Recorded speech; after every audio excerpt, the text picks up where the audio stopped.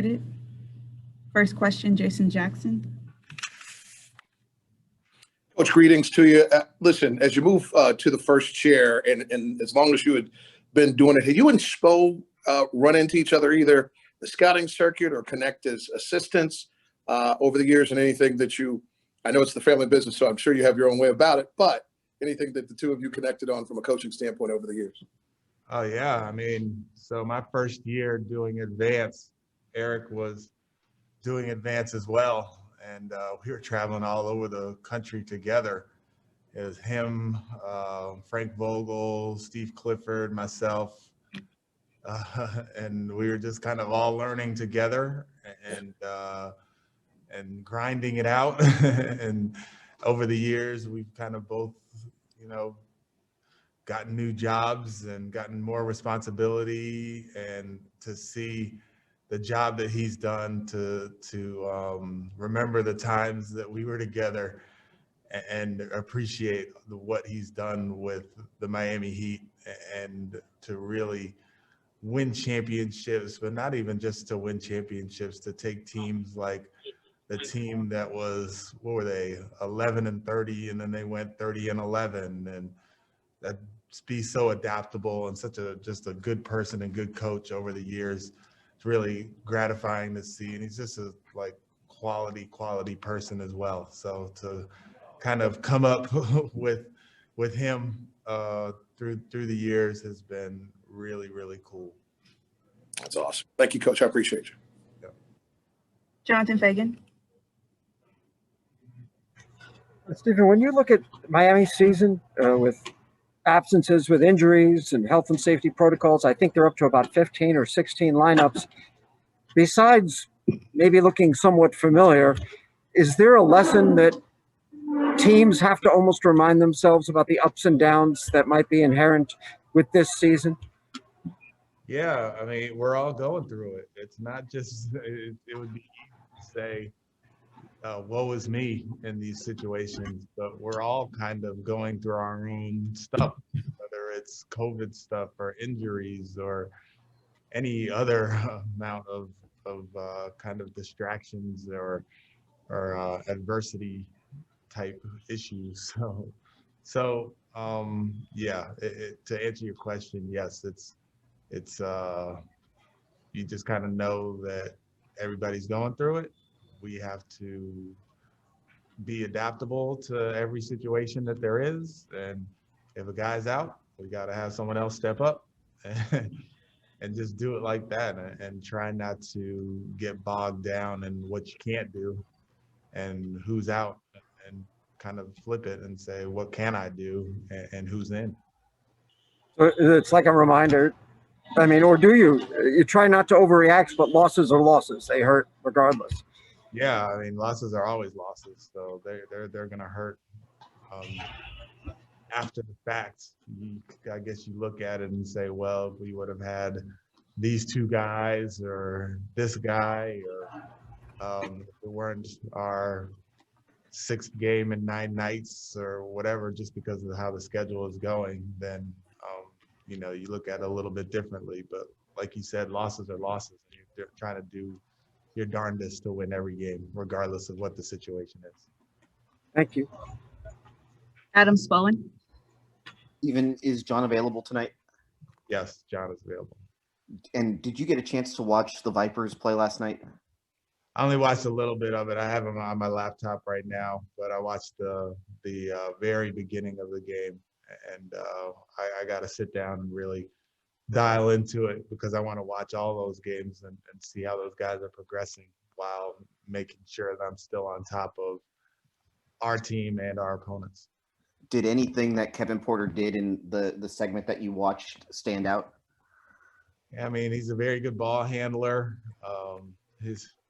He likes his little step back, and looks like he just looks like he's a confident, good basketball player. And I don't want to really say too much, because I didn't watch very much, but in the minutes that I did watch, he looked pretty good.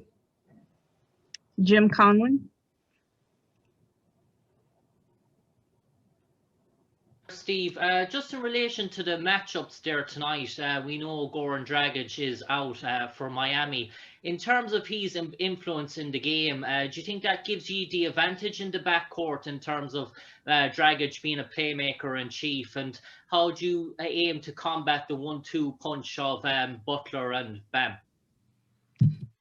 Yeah, I mean, Dragic is a very good player, and he gets them going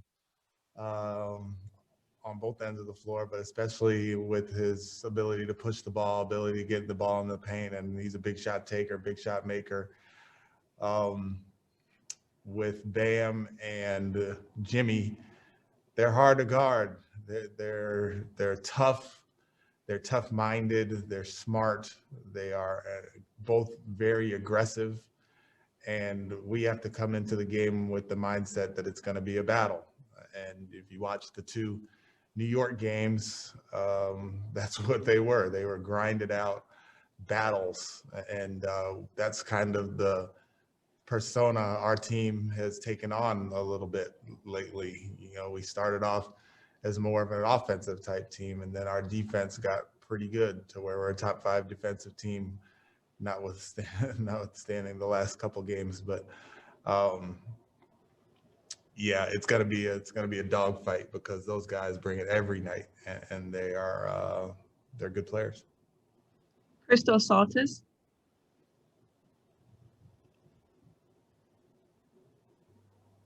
Hello, Coach. I would like to ask you, what did you see from Tyler Herro so far in the season, and how important for your team is to slow down his game tonight? Yeah, he's a good young player. He can really shoot the basketball. Very, very confident. Handles the ball better than I thought.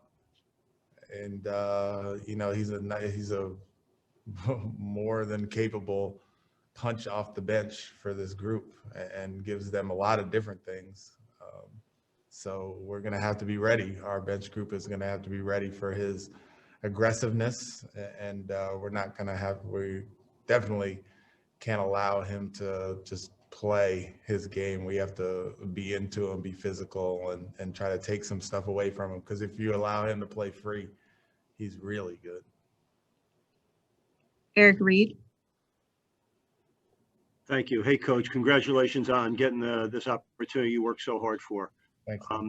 2 questions for you. One would be, you know, you got 3 new guards in Wall, Oladipo, and Gordon. I'm just wondering how you're blending them all together, and what kind of personality they're forming as sort of your 3 key offensive guys without Wood. And I also wanted to ask you who you played for at Brown. I did Brown football for a number of years in the early 80s. I'm just curious who you played for there.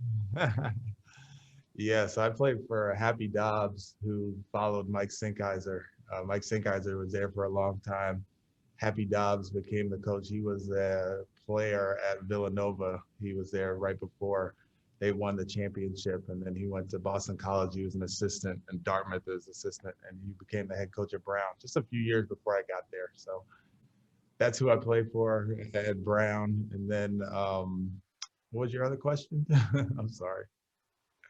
Oh, the 3 guys. Yeah, so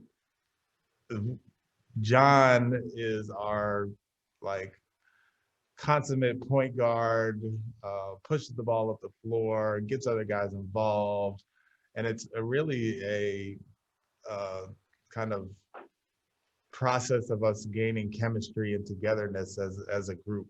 And those guys, so John and Vic haven't been playing back-to-backs, so they don't play together quite as much. I'm not sure how many games they've actually played together, but not very many.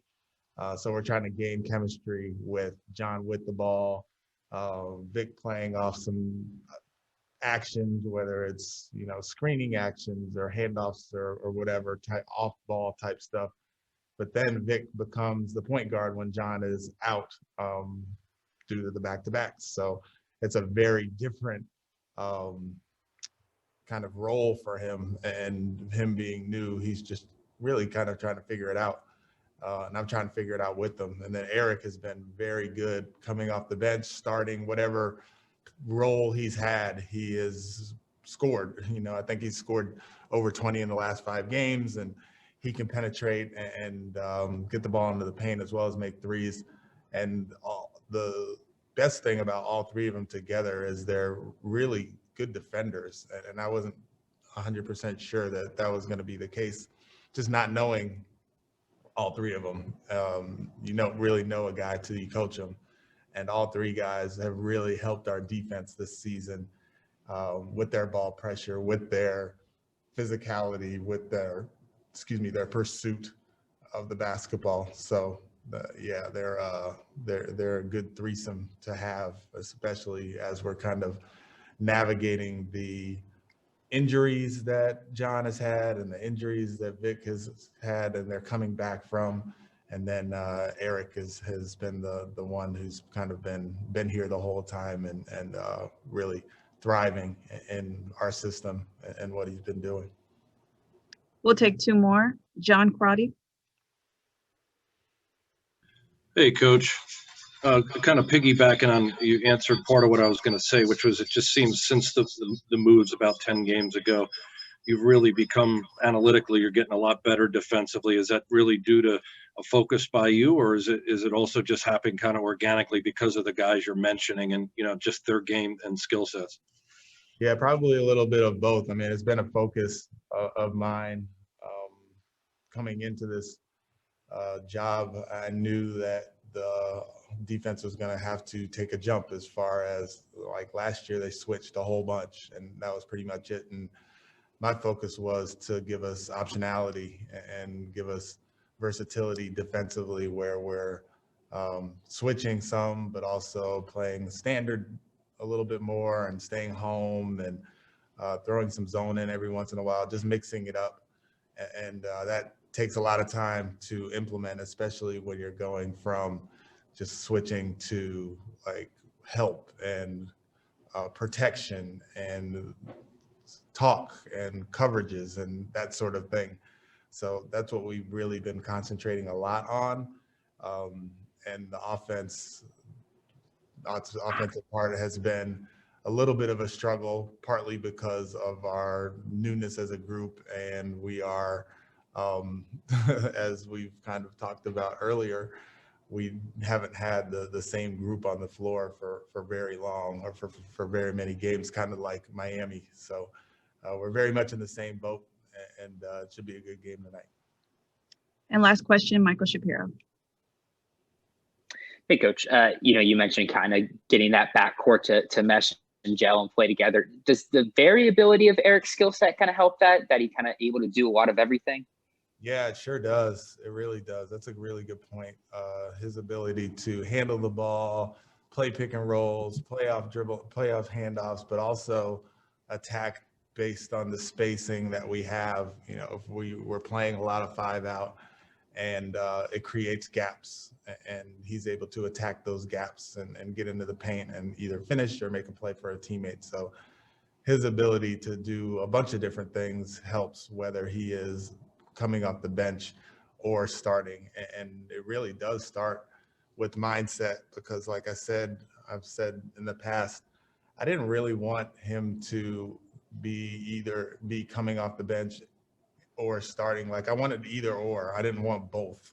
And he's doing both, and he's doing well. And we talk about it, and I'm constantly communicating to make sure that he's good. But, for a player to play his best, to me, it would seem like I have this role, and this is what my minutes are going to look like, and this is what it's going to be. But due to the injuries, due to the guys not playing back-to-backs, he's flipping back and forth, and he's thriving. So that's a credit to him and his mindset. Thank you, Coach. Thank you. Thank you, everyone. We'll see you post-game.